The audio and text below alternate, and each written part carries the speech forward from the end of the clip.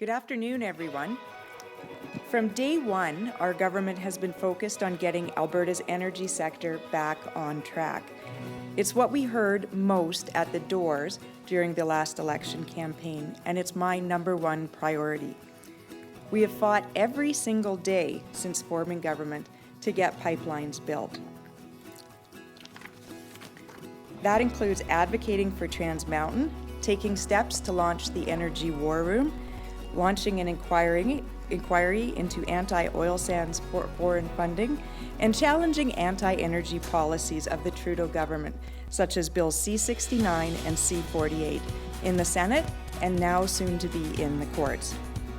But in the short term, we can continue to see pipeline approvals, such as Enbridge Line 3, get delayed. This, on top of the untimely deaths of Northern Gateway and Energy East, means that Alberta remains at risk of producing more crude oil than we are able to move. Our pipelines are full, and without additional egress, we would expect to see production exceed takeaway capacity by about 150,000 barrels per day. And it's for this reason that we are extending the curtailment regulations through December 2020, while also making much-needed enhancements based on industry feedback. I am the very last person who wants to see curtailment continue. But while extending curtailment is far from ideal, under the current context, it is necessary. The reality is at the end of each and every month, I have to sign ministerial orders telling private sector companies how much they are allowed to produce.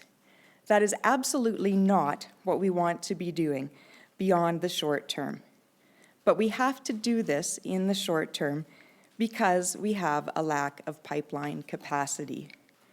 From Trudeau cancelling Northern Gateway to federal bills C-69 and C-48 compounding the problem, we have seen political failure. This is why our government is so focused on taking the necessary steps to stand up for Alberta's energy sector. In the short term, it is through curtailment that we are able to more closely align production to the amount that Alberta can ship for export. By monitoring and adjusting monthly production limits as required, curtailment is expected to prevent extreme widening of the light-heavy differential. Without curtailment and with continued delays in getting pipelines built, significant discounts for Canadian crude would be projected, and that hurts producers and it hurts Albertans as owners of the resource. We have made necessary enhancements to the curtailment program to provide producers with more flexibility. For example, we're increasing the notice we provide to industry about any changes to production limits from 30 days to 60 days. This extra time offers greater market certainty and allows operators to better plan production, while also increasing the base limit from 10 to 20,000 barrels per day, which will allow small producers to increase investment and production without having a significant impact on overall provincial output. This challenge will also reduce the amount of red tape that small producers are faced with. Increasing the base limit will significantly reduce the number of producers impacted by curtailment from 29 to 16 out of a total of more than 300 producers in Alberta. As part of these changes, we've also built in a provision for the Minister of Energy to make any necessary adjustments to production limits when a merger or acquisition takes place. Our government is committed to bringing investment back to Alberta, and we certainly don't want to discourage or penalize companies for doing business and investing in our province just because curtailment is extended. But extending the curtailment policy is not our first choice. But at this time, we face continued pipeline constraints, and so it is necessary.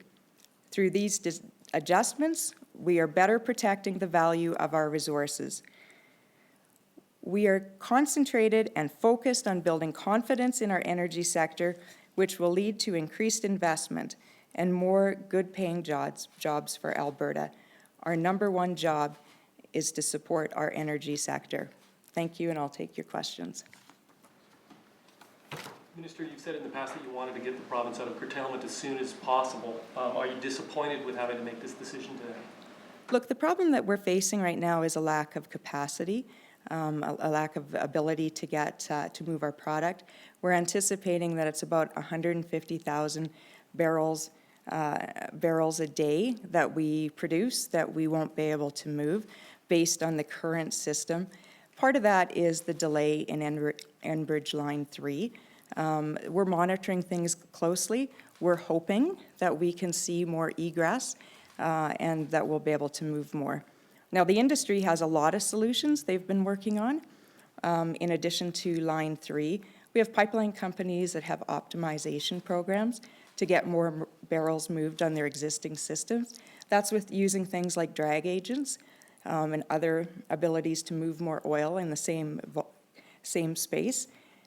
We are seeing more crude by rail. We're seeing industry innovate with things like bit crude and Canapux, solid bitumen. And we're seeing industry starting to talk about diluent recovery systems so that you can remove diluent at rail so more oil can move. So we have a lot of solutions, but what we can't manage and what these companies can't manage is the political risk, the regulatory delays, and the litigation delays caused by activist opponents. So is the government, forgive me, this is already been answered, is the government still considering canceling the oil by rail contracts then? Those are under divestment right now with CIBC. So they're in a divestment process to look for companies, private sector companies, to assume them. So just to assign them out or assume them, purchase them. It's through a process right now, and we're hoping to have a clearer picture in the fall. Where are we at with that? Are there just a few contracts that have changed hands, or some, or none, or? It's the entire program is in a divestment process. So we have a number of companies looking at that, looking at the contracts. They've had to sign non-disclosure agreements to review those contracts. They'll have to analyze them, see what suits their needs. So that whole process is confidential right now. We're hoping to see a better picture in early fall. Are you concerned that this announcement today can send the wrong message to the investors, that you postpone it to 1 week, this program? This is a short-term solution, and it is the last thing we want to be doing. I'm very, very clearly the last person who wants to be standing up here announcing the extension of curtailment, but we're doing it because it's essential. We saw the differentials blow out last year to $43. What that amounts to at about that rate is a loss of revenue to the province of over $8 billion. For every $1 that the differential spreads, it's a loss of revenue to Albertans who are the owners of the resources, of about $210 million. So we're doing this because we have to. We're doing it because in the short room, we don't have the capacity to move the production. So, Minister, you probably heard the news that Elections Canada is talking about requiring organizations to talk about climate change and are paying for advertisements more than $500, totally more than $500 to register as third-party advertisers for the federal election. Is this something you would consider in this province? Well, Elections Canada is just, they're going through their own process. I'm not going to comment on how they interpret their rules and how the parties, federal parties interpret those rules and third parties interpret them. So no, I'm not going to speculate on what Elections Canada is going to do with that. We'll go to the phones now. Thank you. Thank you. The first question is from James Keller of the Globe and Mail. Your line is open. Please go ahead. Hi, another question about environmental charities. Do you think that advertising about climate change should be considered partisan? So this is an issue that Elections Canada is looking at right now. What we're looking at in terms of these charities is through our public inquiry into the sources of foreign funding of opposition to the oil sands. We are looking at analyzing and tracking and finding out where that money comes from, the when, where, what, why, and how. So we are in that process of a public inquiry to determine the extent of this foreign funding and to determine what to do with it. Great, thank So you. you're not concerned, I mean, given that a lot of that advocacy is through advertising and public campaigns, you're not concerned at all about how that activity might relate to election laws in Alberta? We just went through an election in Alberta, and that didn't come up as an issue, and we have another 3.5 years before an election. This is a federal issue. Next caller, thank you. Thank you. The next question is from Kevin Orland of Bloomberg. Your line is open. Please go ahead. Hello, Minister. A number of producers had said that they were asking the Alberta government to allow them to produce beyond their curtailment quotas if they could ensure that the additional production was moving by rail. I just wanted to see if that's a proposal that's still under consideration, and if not, why has that been ruled out? So I think you're talking about special production allowances for incremental rail, and we certainly haven't ruled that out.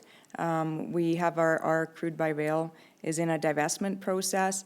This is an interim step. In the long run, we certainly have not ruled that out, but it's not something we're prepared to make a decision on at this point in time.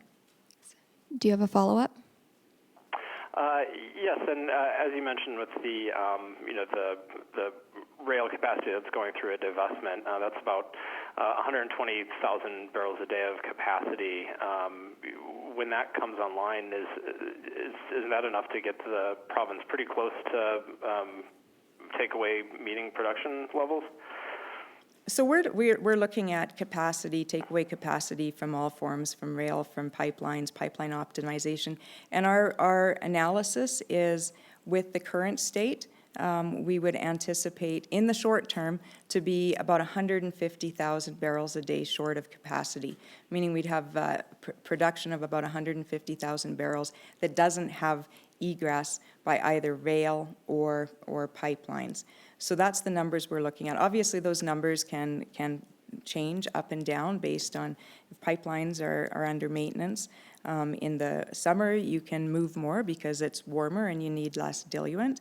But those numbers fluctuate. But where our analysis is, it's about 150,000 barrels a day short in the short term. All right, thank you. Great. Next caller. There are no further callers in the queue at this moment. Great, we'll do a couple more on the floor. Minister, do you expect that you're going to need to extend this program all the way through to the end of 2020? And if so, what kind of impact are you anticipating having to extend this program will have on capital investment next year?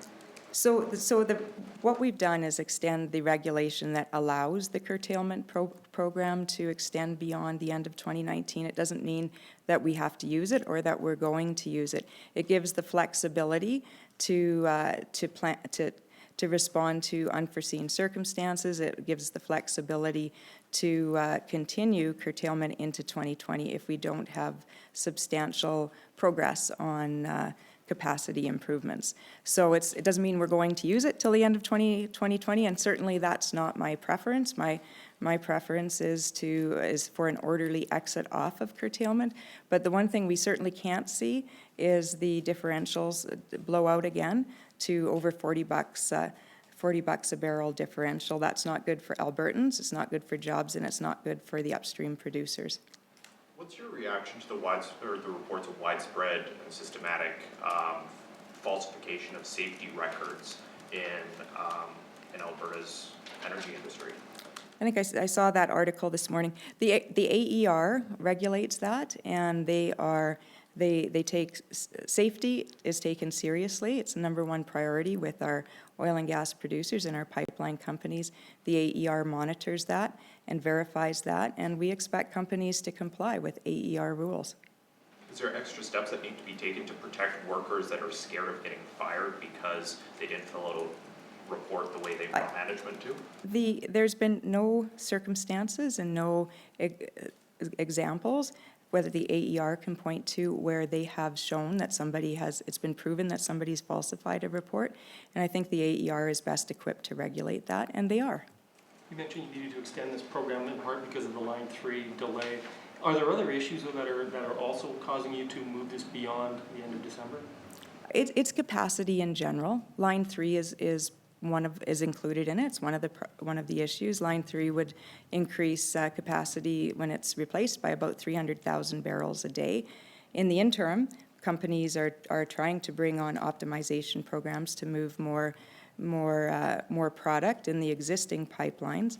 But Line 3 is part of it, but it's capacity in general. It's capacity in general. We would like to see capacity match production, and that's the issue, is it doesn't right now. Last question.